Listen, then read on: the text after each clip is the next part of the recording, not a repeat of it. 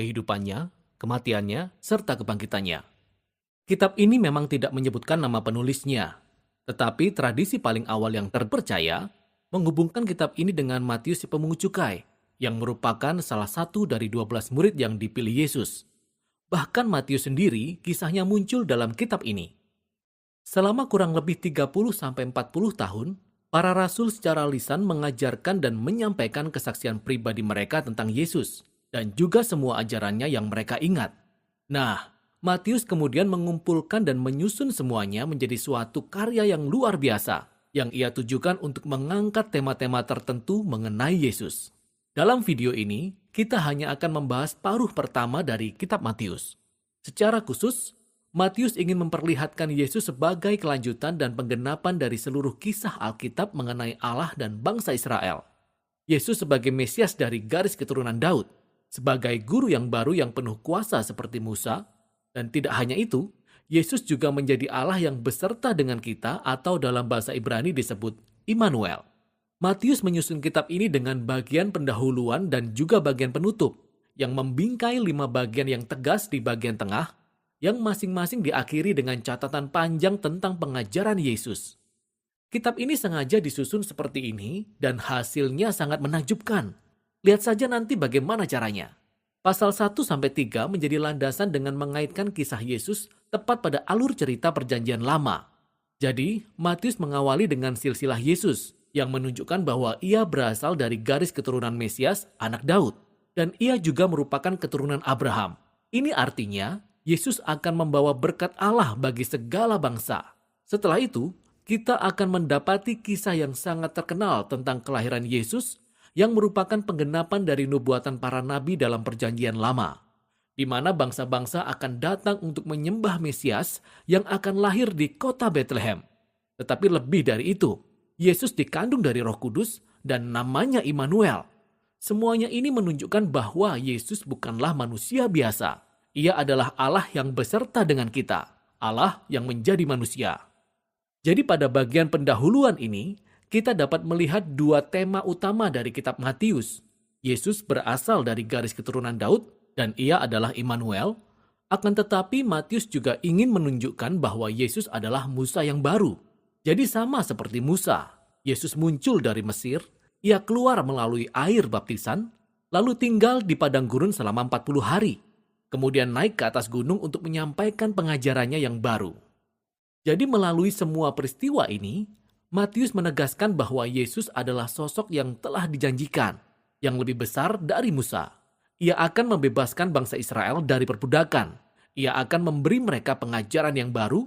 Ia akan menyelamatkan mereka dari dosa-dosa mereka. Dan akan memulai perjanjian yang baru antara Allah dan umatnya.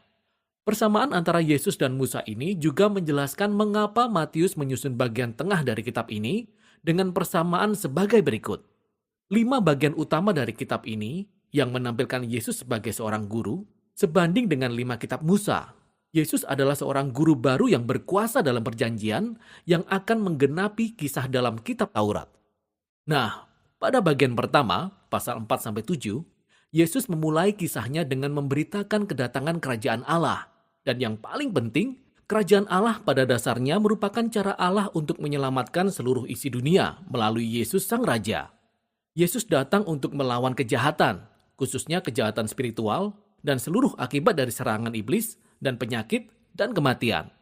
Yesus datang untuk memulihkan kekuasaan dan pemerintahan Allah atas seluruh dunia dengan membangun suatu keluarga baru yang terdiri dari orang-orang yang mengikut Dia, mentaati ajarannya, dan hidup di bawah pemerintahannya.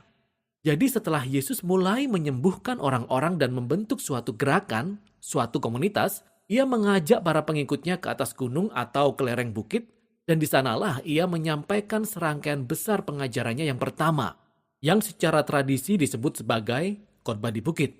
Disinilah Yesus menjelaskan bagaimana kita mengikut Dia dan hidup dalam kerajaan Allah yang merupakan kerajaan yang terbalik dari kerajaan dunia, di mana tidak ada orang yang diistimewakan, sehingga orang miskin, orang tak dikenal, orang kaya, orang beriman, semua orang diajak dan dipanggil untuk berbalik, untuk bertobat, untuk mengikut Yesus dan bergabung dalam keluarganya. Yesus berkata, ia tidak datang untuk meniadakan hukum Taurat atau perjanjian lama. melainkan untuk menggenapi semua hukum itu melalui hidupnya, melalui ajarannya. Ia datang untuk mengubahkan hati umatnya, sehingga mereka dapat sungguh-sungguh mengasihi Allah dan mengasihi sesama, termasuk musuh mereka. Setelah menyelesaikan ajarannya yang luar biasa tentang kerajaan Allah, bagian berikutnya menunjukkan bagaimana Yesus mewujudkan kerajaan Allah itu dalam kehidupan sehari-hari. Jadi pada bagian ini Matius menulis 9 kisah tentang Yesus yang membawa kuasa kerajaan Allah ke dalam hidup orang-orang yang terluka dan hancur hati. Jadi ada 3 kelompok yang masing-masing terdiri dari 3 kisah yang menceritakan tentang orang-orang yang sakit, yang tubuhnya hancur, atau mereka yang dalam bahaya, dan Yesus menyembuhkan dan menyelamatkan mereka dengan kasih karunia dan kuasanya. Dan tepat di antara 3 rangkaian ini, kita dapat melihat 2 kisah yang serupa di mana Yesus memanggil orang-orang untuk mengikut Dia. Dan Matius ingin menekankan satu hal yang penting di sini. Kita bisa mengalami kuasa kasih karunia Yesus hanya dengan mengikut Dia dan menjadi murid-Nya. Jadi setelah Matius memperlihatkan kuasa kerajaan Allah melalui Yesus, Yesus kemudian memperluas jangkauannya dengan mengutus ke-12 murid-Nya untuk pergi melakukan seperti yang telah Ia lakukan. Dari sini kita dibawa kepada serangkaian besar pengajarannya yang kedua, yaitu pasal 10. Di sini Yesus mengajarkan murid-murid-Nya bagaimana memberitakan kerajaan Allah dan apa yang bisa mereka harapkan setelah itu. Banyak di antara orang Israel yang menerima Yesus dan kerajaan Allah yang Ia tawarkan. Tetapi tidak demikian dengan para pemimpin Israel. Mereka bisa kehilangan banyak hal jika mereka bertobat dan menjadi murid Yesus. Jadi Yesus tahu bahwa mereka akan menolak Dia dan menganiaya para pengikutnya. Dan ini benar-benar terjadi. Dalam bagian selanjutnya, pasal 11-13, Matius merangkum sejumlah kisah tentang bagaimana orang-orang menanggapi Yesus dan ajarannya. Nah, tanggapannya ada bermacam-macam.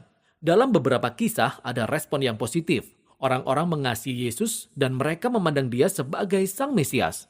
Sementara, ada juga yang lebih netral seperti Yohanes Pembaptis atau seperti anggota keluarga Yesus sendiri.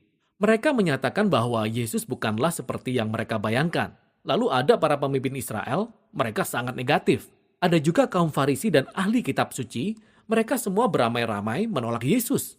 Mereka menganggap Yesus sebagai guru palsu yang menyesatkan banyak orang. Mereka beranggapan Yesus menghujat Allah dengan pernyataan-pernyataan yang meninggikan dirinya sendiri. Akan tetapi Yesus tidak terkejut atau terganggu dengan semua tanggapan yang beragam ini. Ia justru membahas tanggapan-tanggapan ini dalam rangkaian pengajarannya yang ketiga, yaitu pasal 13.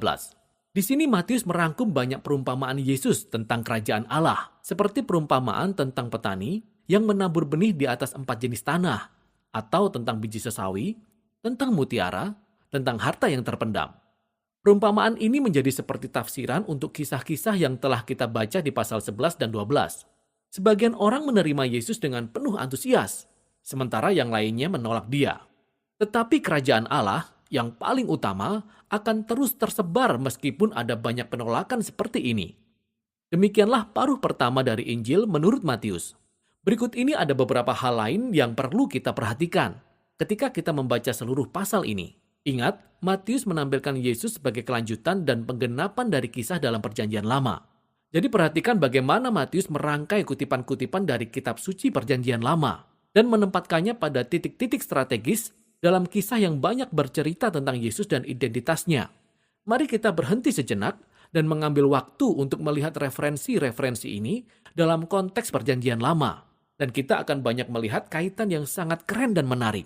Dan yang terakhir, kalau kita perhatikan tipe orang-orang yang menerima Yesus dan mengikut Dia, kita akan banyak melihat bahwa mereka bukanlah orang-orang penting.